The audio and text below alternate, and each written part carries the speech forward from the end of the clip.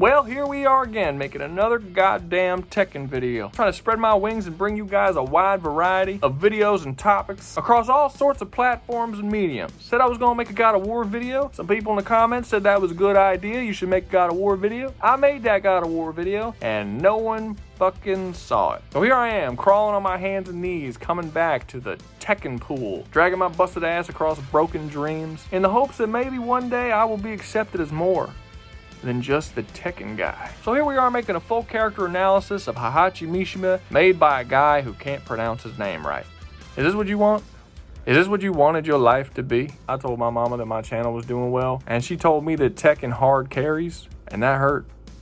That hurt real bad. That heartless bitch. So when I made the true protagonist of Tekken videos, everybody kept telling me that I was a Kaza fanboy. This was a common thing that I kept reading in the comments. And my response was always the same thing. I'm really more of a Heihachi guy. Kaza is cool, but Heihachi is probably my favorite character in the entire series. I just really like Heihachi. And I know the fan base more so thinks that Jin is the face of the series, but when I was a kid, I always thought it was Heihachi. To me, he always struck the most iconic pose. You just know the second you saw that stupid hairdo that was a Tekken character. Even if you didn't know the man's name, you knew that guy. And as a small child playing Tekken 1 and seeing that old man on the front of that cover, I would have never thought that several decades later, I would be forced by circumstance to make Tekken videos until the day I die. This isn't a summary of the entire Tekken series, so I'm not going to go over every single game and every single event that Heihachi is a part of, but I will go over the things that's necessary for this particular analysis. So who is Heihachi Mishima? The unknowledgeable Tekken player would say that he's a really shitty father and grandfather, and that would be correct. But that's not the only thing he is. There's a lot to Heihachi. The current head of Tekken, Rouga, has been quoted in saying that he actually doesn't care at all about story and thinks that story in games is pointless, which is kind of crazy when you think about it, because he kind of accidentally made a really great character here. I mean, don't get me wrong, Tekken is and always has been written in crayon. But if you look past all the messiness and just weird writing decisions, and just look at the character of Heihachi, who he is on his own, he's actually quite fascinating. So what is the story of Heihachi? He's a man that believes that power is everything. He does not respect weakness under any circumstances or from any person in his life. He believes that not only himself, but every person on earth should always strive to be not only the best, but the strongest person they could possibly be, which is not a bad thing in of itself. However,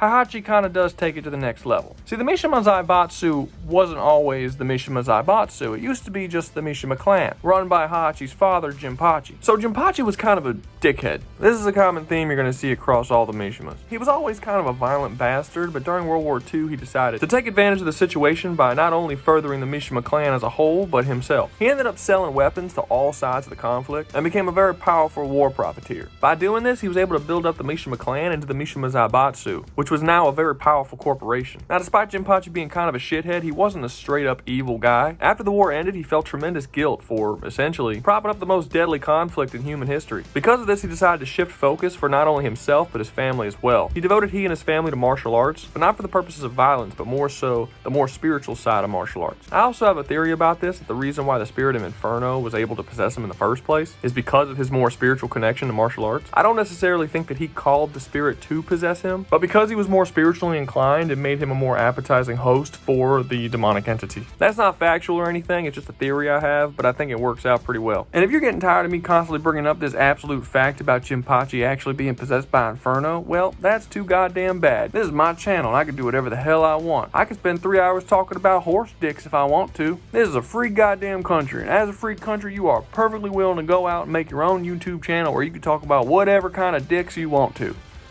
What was I talking about? Sadly, he made one small miscalculation, because during his time of being a warmongering asshole, he was raising his son Heihachi Mishima. And while he decided to change his life and become a monk, Heihachi disagreed. Heihachi was more like how Jinpachi used to be before he decided to become this peaceful monk that he was. When Jinpachi made this shift, Heihachi saw it as him becoming weak and unworthy to rule. And Heihachi decided to respond as any understanding and loving son would, by chaining his father under their family home so he could starve to death.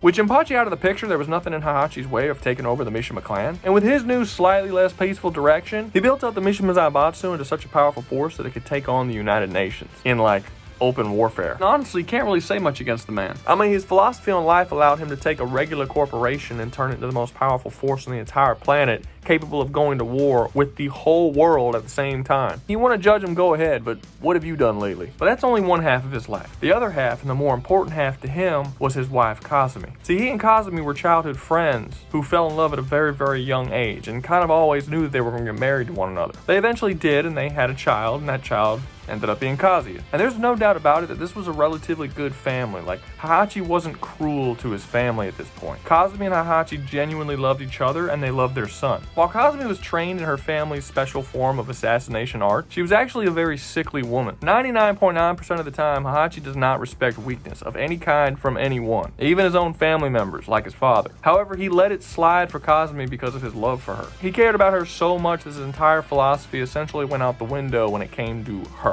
Kazumi actually loved Heihachi so much that she pretty much ignored all of the evil shit that he was doing in the world outside of his family. But while she was able to ignore his actions, her family couldn't. You see, she belonged to the Hachijo clan.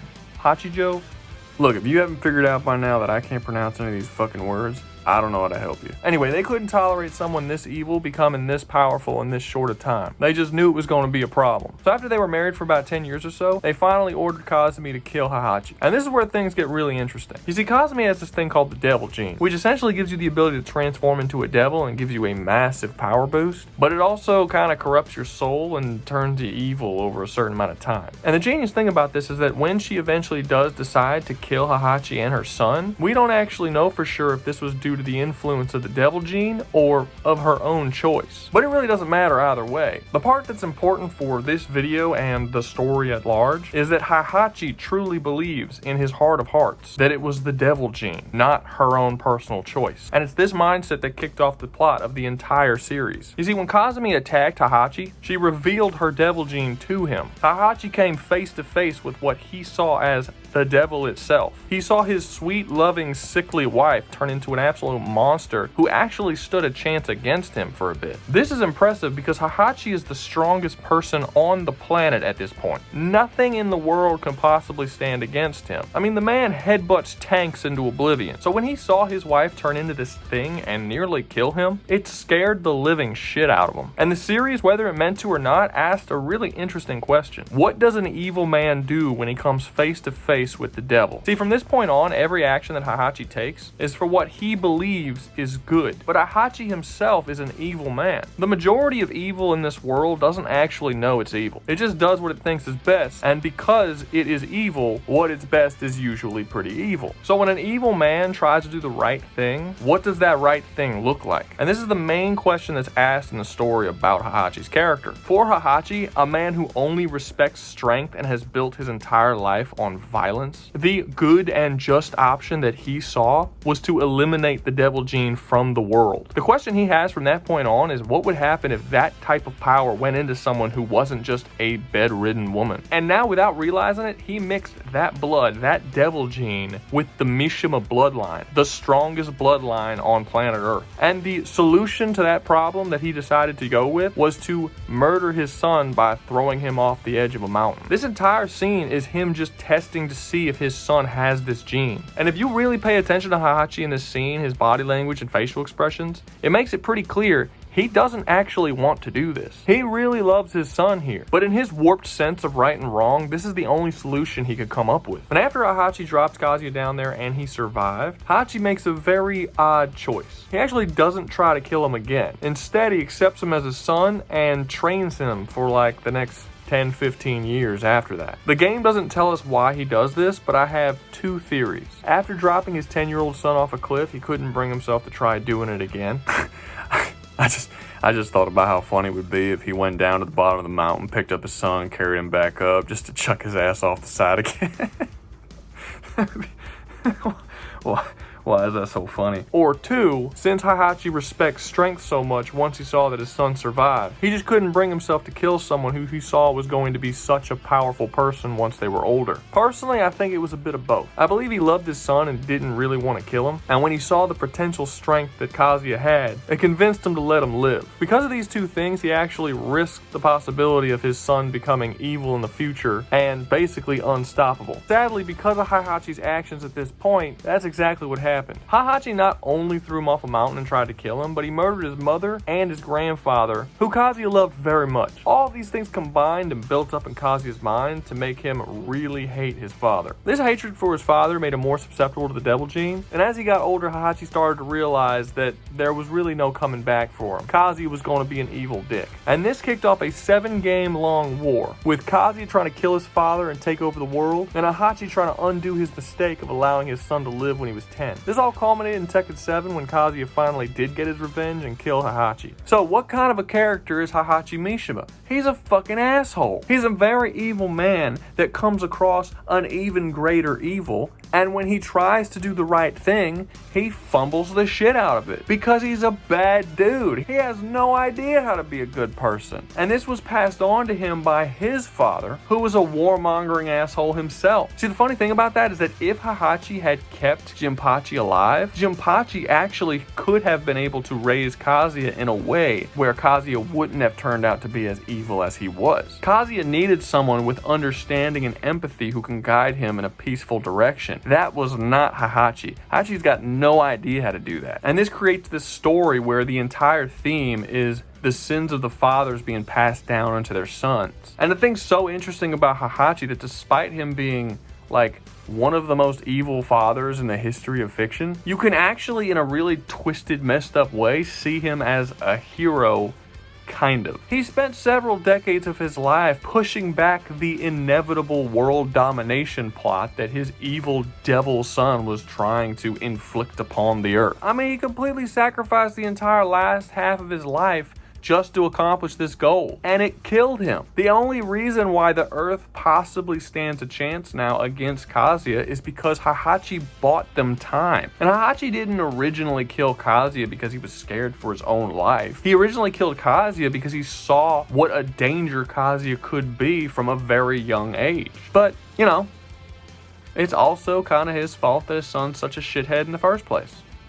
So, what you gonna do? And despite the fact that he loses most of his fights, you never feel like the series is disrespecting him or looking down on him in any way. And his constant losing, at least for me, kind of gives you that underdog feeling where you sort of hope he can overcome it, despite the fact that he's the villain of the series. They don't try to make him a stand-in for something that they hate in the real world or make him the butt of some joke. Let us make Outworld great again.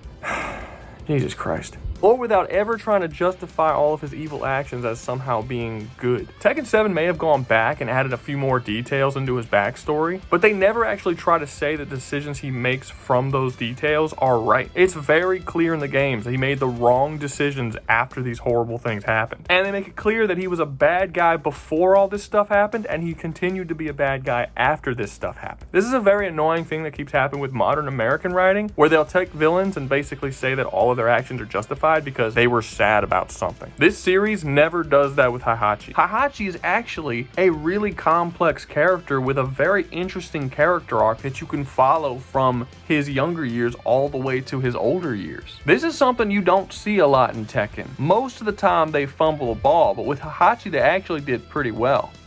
Go figure. But that's going to be all for me today. I hope you guys had a good Christmas and have a good New Year coming up. Remember to like, subscribe, hit that little bell icon. And y'all be safe out there, you hear?